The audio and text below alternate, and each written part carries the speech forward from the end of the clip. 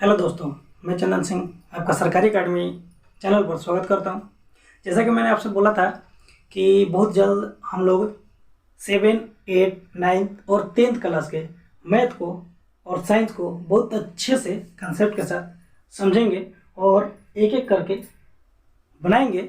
तो आज हम 10 क्लास के मैथ का टॉपिक उठाने वाला हूं, जिसका नाम वास्तविक संख्याएं हैं, रियल नंबर, जो 10 क्लास का अध्याय 1 में आता है। तो हम लोग 1.1, 1.2, 1.3, 1.4 ऐसे करके भी नहीं पढ़ेंगे। पहले हम लोग ये जानेंगे वास्तविक संख्या है क्या, क्योंकि पहले बेसिक जानकारी लेना ज़्यादा जरूरी है, क्योंकि यही नहीं पता हो तो फिर ये सिर्फ रट्टा मारने से कोई फायदा नहीं है। इसलिए सबसे पहले हम लोग जानेंगे वास्तविक संख्या क्या होता है। तो मेरे साथ आप वीडियो में बने रहें और देखें कि हम लोग कैसे क्या करके पूरे क्वेश्चन को धुआं धुआं करते हैं। तो आइए सबसे पहले हम लोग संख्या के बारे में जानेंगे कि संख्या क्या होता है। संख्या के बारे में जानने से पहले हम लोग थोड़ा अंक के बारे में डिस्कस करेंगे, क्योंकि संख्या से पहले अंक आता है। संख्या से पहले अंक आता है। तो अंक टोटल 9 होते हैं। पहला 0 आता है, फिर 0 के बाद 1, 1 के बाद 2, 2 के बाद 3, 3 के बाद 4, 4 के बाद 5, 5 के बाद 6, 7, 8 और 9। ये 9 और 1 10, 10 टोटल अंक होते हैं। टोटल अंकों की संख्या कितनी होगी? 10, क्योंकि 1, 2, 3, 4, 5, 6, 7, 8, 9, 10। 1 से 9 तक ये 9 हो गए और ये 1 10 हो गए। तो अंकों की संख्या टोटल कितना हो गया? 10 हो गया। और इसी अंकों को मिलाने से संख्या का निर्माण होता है। जैसे 1 ले लिए और 0 ले लिए, तो क्या हो गया? ये 10। ये क्या है? 10। तो 10 कैसे बना? एक अंक के लिए 1 और एक अंक के लिए 0, मिला के क्या बना? 10। ठीक है, यानी कि अंकों के मिलाने से संख्या का निर्माण होता है। ठीक है, हम लोग अब आगे बढ़ेंगे। हम लोग समझे अभी अंक कितने होते हैं। तो टोटल 10 होते हैं। कौन कौन? 0, 1, 2, 3, 4, 5, 6, 7, 8 और 9 अंक होते हैं। और अंकों को मिलाने से क्या बनता है? संख्या बनता है। तो अब हम लोग जानेंगे कि संख्या जो है वो कैसे कार्य करता है। संख्या के कुछ प्रकार होते हैं। संख्या के प्रकार में सबसे पहले आता है प्रकृत संख्या। प्रकृत संख्या क्या होता है? तो गिनती को प्राकृतिक संख्या कहते हैं। ठीक है, गिनती की संख्या को प्राकृतिक संख्या कहते हैं। तो गिनती में क्या आता है? 1, 2, 3, 4, 5, 6, 7, 8, 9, 10। ये अनंत तक जाता है, 10 तक नहीं, अनंत तक। 100, 100, 200, 400, 500, जहाँ तक आप ले जा सकते हो वहाँ तक गिनती जाता है। और गिनती की सभी संख्या को प्राकृतिक संख्या कहते हैं। और इसके बाद आता है पूर्णांक संख्या, पूर्ण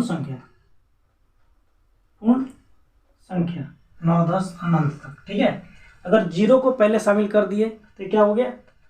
पूर्ण संख्या हो गया। और 0 को हटा दिए तो क्या हो गया? प्राकृत संख्या हो गया। ठीक है, यानी कि गिनती के समूह में 0 को शामिल करने पर पूर्ण संख्या बनता है। ठीक है, और वही गिनती के समूह में 0 को शामिल किया जाए तो प्राकृत संख्या बनता है। हम लोग अभी जाने प्राकृत संख्या और पूर्ण संख्या के बारे में। अब आगे बढ़ते हैं और जानते हैं संख्या को हम लोग बांटते कैसे हैं। संख्या को 2 भाग में बांटा जाता है। पहला धनात्मक संख्या, और दूसरा होता है ऋणात्मक संख्या। धनात्मक संख्या जिसे प्लस में लिखा जा सके, जैसे 1, 2, 3, 4, 5, 6, 7 डॉट। ऋणात्मक संख्या जिसे माइनस में लिखा जा सके, -1, -2, -3, -4, -5, -6 डॉट। ये धनात्मक संख्या होता है और ये ऋणात्मक संख्या होता है। अब इससे आगे हम लोग क्या इसमें छोड़ रहे हैं? अगर हम लोग ध्यान से देखें तो इसमें अगर ये संख्या और ये संख्या के बीच में 0 को ला दें, किसको शामिल कर लें? 0 को शामिल कर लें, 0 को, तो ये पूर्णांक संख्या बन जाता है। क्या हो जाता है, पूर्णांक संख्या। कैसे, अब आते ये देखते हैं। जैसे मैंने एक रेखा लिया, इस पे यहाँ एक जीरो को दर्शाया, जीरो से दाईं हाथ की तरफ, किधर, दाईं हाथ की तरफ कभी भी धनात्मक संख्या होता है, धनात्मक यानी कि प्लस की संख्या, जैसे 1 2 3 4 5 6, और जीरो से बाईं हाथ की तरफ, जीरो से बाईं हाथ की तरफ ऋणात्मक संख्या होता है, जैसे -1 -2 -3 -4, ठीक है, ऐसे करके ये भी अनंत तक जाता है और ये भी अनंत तक जाता है। यानी हम कह सकते हैं कि अगर कोई पूछे पूर्णांक संख्या किसे कहते हैं, पूर्णांक संख्याएं क्या है, तो आपको जवाब देना है ऐसी संख्याएं जिसमें ऋणात्मक संख्या तथा धनात्मक संख्या के समूहों में जीरो को शामिल कर लिया जाए तो उसे पूर्णांक संख्या कहेंगे। यानी कि ऋणात्मक संख्या, जीरो और धनात्मक संख्या के समूह को पूर्णांक कहते हैं। यानी कि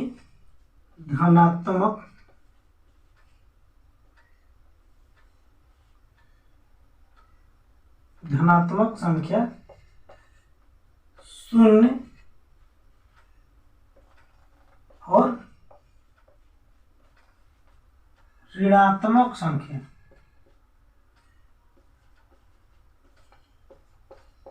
के समूह को क्या कहते हैं, पूर्णांक कहते हैं। ठीक है, हम लोग अभी समझे संख्या के बारे में कुछ।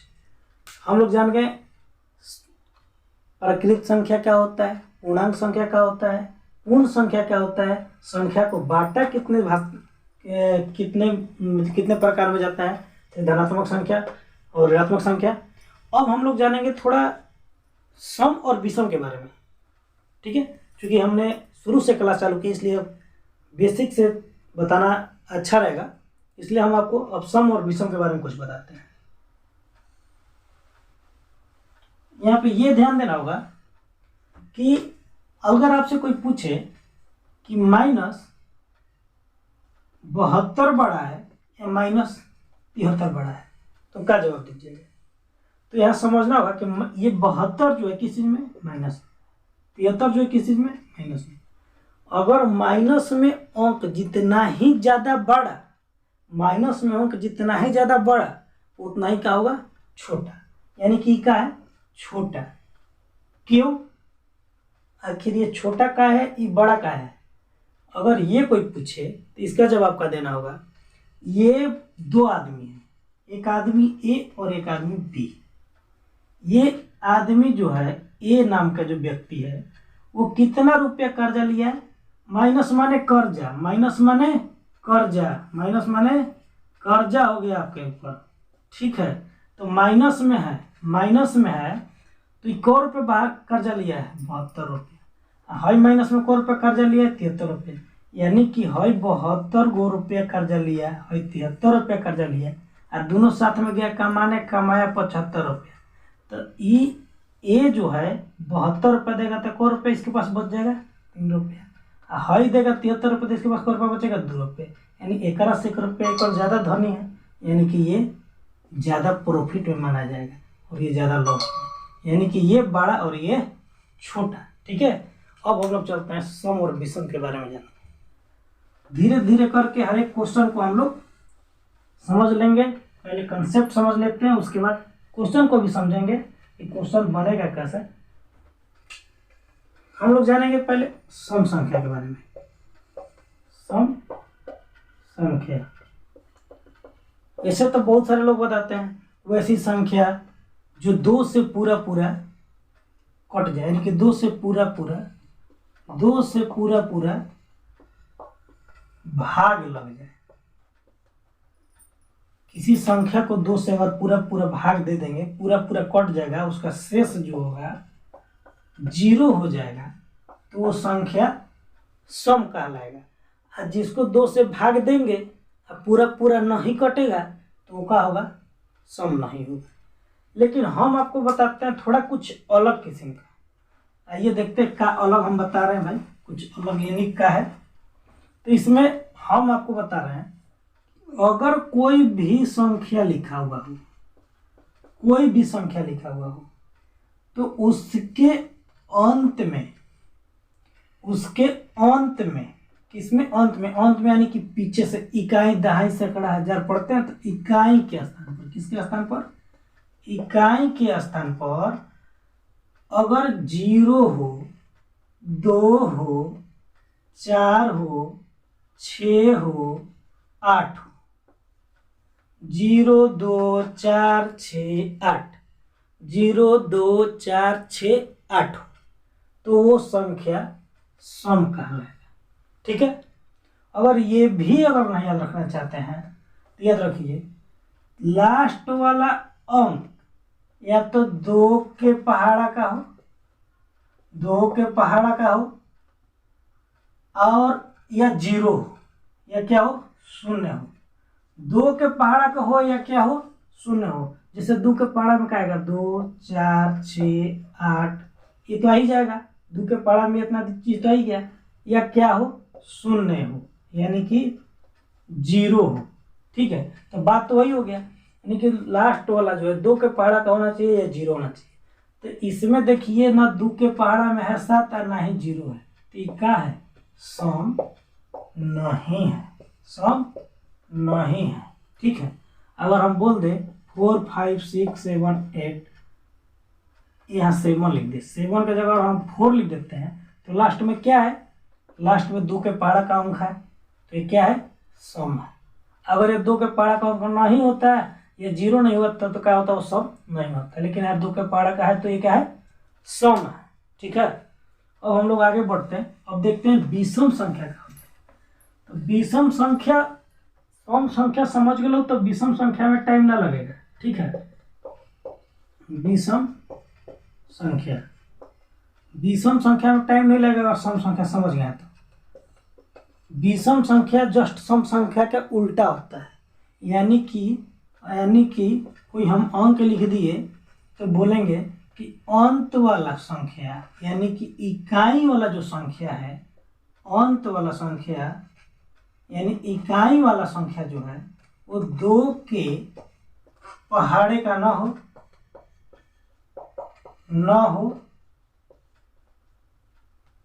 और न ही 0 हो, न ही 0 हो, यानी 0 हो।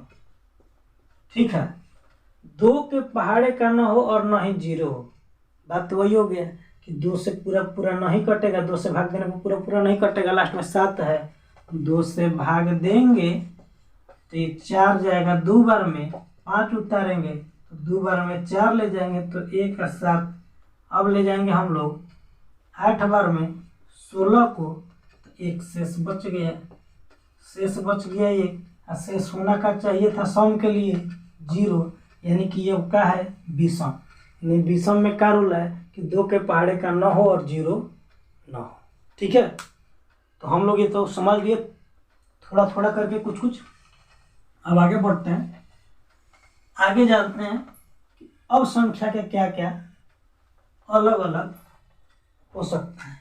आगे बढ़ने से पहले हम बता दें कि जो प्राकृत संख्या होता है, प्राकृत संख्या जो होता है वो सम और विषम का समूह होता है। जो प्राकृत संख्या होता है सम और विषम का समूह होता है। कैसे, एक का है विषम का, इसके 2 से ना कटेगा, एक के बाद आता है 2, तो सम, फिर विषम, फिर सम, फिर विषम, फिर सम। ठीक है। तो प्राकृत संख्या जो है सम और विषम का क्या होता है, समूह होता है। बार बार ये क्वेश्चन पूछता है, पर सम और विषम के समूह को क्या कहेंगे, तो दे देगा कहीं प्राकृत संख्या, पूर्णांक संख्या, ऐसे ऐसे करके ऑप्शन देता है, दोनों, इसमें से कोई नहीं, तो वहाँ आपको ध्यान देना होगा। ठीक है। तो अब हम लोग चलते हैं परिमेय संख्या, सबसे ज़्यादा इम्पोर्टेंट परिमेय संख्या। परिमेय संख्या। परिमेय संख्या क्या कहता है? परिमेय संख्या कहता है कि वैसी संख्या जिसे p बाई क्यू के रूप में लिखा जा सके, जिसे p बाई क्यू के रूप में लिखा जा सके तथा q नॉट इक्वल टू 0, यानी कि q 0 के बराबर न हो। वैसी संख्या जिसे p बाई क्यू के रूप में लिखा जा सके। p को कहते हैं अंश, क्या कहते हैं? अंश। और q को कहेंगे हर। ठीक है, यानी वैसी संख्या जिसे अंश बट्टा हर में लिखा जा सके, ये भी हम बोल सकते हैं। वैसी संख्या जिसे अंश बट्टा हर के रूप में लिखा जा सकता है, यानी कि p बाई क्यू के रूप में लिखा जा सकता है। और हर नॉट इक्वल टू 0, यानी कि q नॉट इक्वल टू 0, यानी कि हर 0 के बराबर ना हो, उसे क्या कहेंगे? परिमेय संख्या। कोई दिक्कत? वैसी संख्या जिसे p बाई क्यू के रूप में लिखा जा सके उसे परिमेय संख्या कहेंगे। इसमें शर्त क्या है? q नॉट इक्वल टू 0, यानी q 0 के बराबर ना हो। जैसे 5/7, 2/3, 5, 6, √16।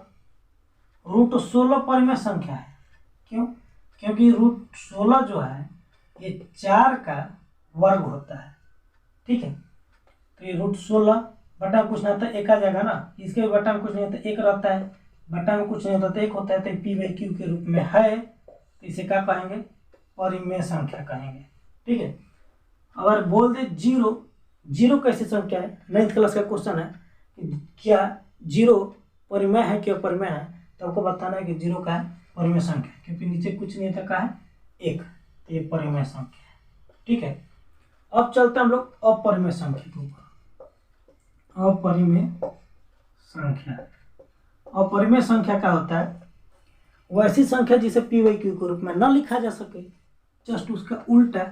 वैसी संख्या जिसे p बाई क्यू के रूप में न लिखा जा सके तथा q के जगह पे 0 हो, उससे मतलब नहीं है, 0 रहे। अपरिमेय करना ही है, उसका जस्ट उल्टा कर दीजिए। वैसी संख्या जिसे p बाई क्यू के रूप में न लिखा जा सके उसे अपरिमेय संख्या कहेंगे। वैसी संख्या जिसे p बाई क्यू के रूप में लिखा जा सके उसे परिमेय संख्या कहेंगे। ठीक है, यहाँ q नॉट इक्वल टू 0 होता है, ये शर्त रखता है क्योंकि हर 0 के बराबर होना चाहिए, और यहाँ पे हर 0 के बराबर होता है। इसमें एग्जाम्पल डाले तो बोल सकते हैं √5, √3, √2। अब एक क्वेश्चन बार बार पूछता है, क्या पाई परिमेय संख्या है या अपरिमेय संख्या है? क्या पाई अपरिमेय संख्या है? तो लिखेंगे हाँ। आप कहिएगा पाई का मान 3.14 लिखते हैं हम लोग, ये तो इसको ऐसा हम लोग लिख सकते हैं p बाई क्यू के रूप में। तो भैया पाई का मान एग्जैक्ट मान ही नहीं होता है, पूरा मान नहीं होता है, संभावित मान होता है। पाई का संभावित मान होता है 3.14 या 22/7, या 22/7 ये संभावित मान होता है। पाई का पूरा मान नहीं होता है। ठीक है, तो ये हुआ परिमेय और अपरिमेय संख्या। अब हम लोग जानेंगे वास्तविक संख्या, जो हम लोग का विषय का नाम था, जिस टॉपिक का हम लोग का नाम था वास्तविक संख्या। वास्तविक क्या लिख रहे हैं? वास्तविक संख्या।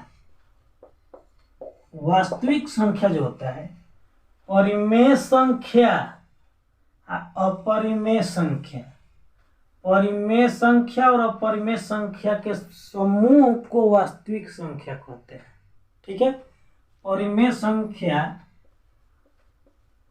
परिमेय संख्या और अपरिमेय संख्या, अपरिमेय संख्या के समूह जो हो, यानी कि दोनों को मिला देने पे जो समूह बनेगा उसको क्या बोलेंगे? वास्तविक संख्या। ठीक है, यानी कि हम लोग बोल सकते हैं 3/4, 5/7, √5, √16, 7 पाई। इसको पूरा कैसे मिला के लिखते, इसको क्या बोलेंगे? वास्तविक संख्या। क्या बोलेंगे? वास्तविक संख्या। ठीक है, क्यों? क्योंकि परिमेय और अपरिमेय के मेल समूह को, मेल को वास्तविक संख्या कहते हैं। ठीक है, वीडियो लंबा हो जाएगा, इसलिए हम लोग फिर अगले वीडियो में पार्ट 2 में मिलते हैं और इससे आगे आप देखेंगे यूक्लिड विभाजन के बारे में थोड़ा बहुत जानेंगे। यूक्लिड विभाजन परिमेय के क्या होता है, जो हम लोग का 1.1 में, अध्याय 1 में पूरा बोलिए, अध्याय 1 में पूरा इसी को पढ़ना है। तो अगले वीडियो में हम लोग देखेंगे कि ये यूक्लिड विभाजन परिमेय क्या होता है। तब तक के लिए आप इसका रिवाइज कर लीजिए और हम लोग मिलते हैं अगले वीडियो में। जब तक के लिए जय हिंद।